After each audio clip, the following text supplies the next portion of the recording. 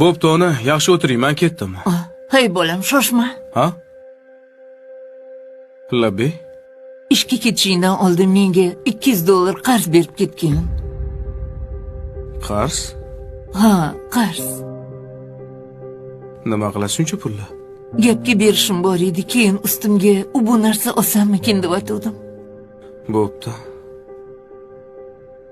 Qachon qaytarib berasiz? Qaytaraman. Pensiyamdan bo'lib qaytaraman bola. Bo'pti. Hozir olib chiqaman. Mana. Faqat vaqtida qarzingizni uzasiz. Kelishdikmi? Albatta qaytaraman. Rahmat bola. Yana mana bu pulni ham sizga. Voy, buncha ko'p pul nimaga? Men sendan faqat $200 so'ragandim. Bu meni qarzim. Seni qarzing? Bolaligimda kasal bo'lganimda uxlamasdan chiqqansiz, esizdami? Uyqusiz o'tkazgan tunlaringizni haqqi. Bu pullar shularni bittasiga yetsa koshki edi. Voy, bolam. Puling o'zingga buyursin. Men mingdan ming roziman. Menga sog' salomat yursang, shuni o'zi katta baxt. Ha, onam.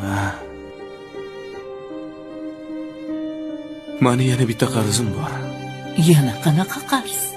Bu qarzni hali ko'pchilik uzolgani yo'q.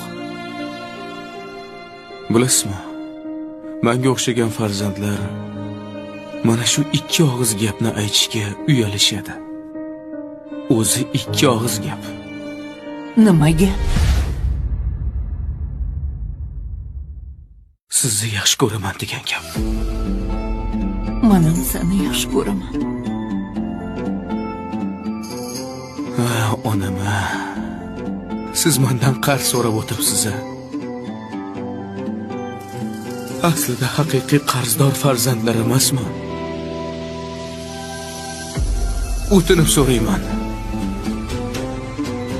Mana shu qarzlarimni bo'lib to'lagunimcha iltimos.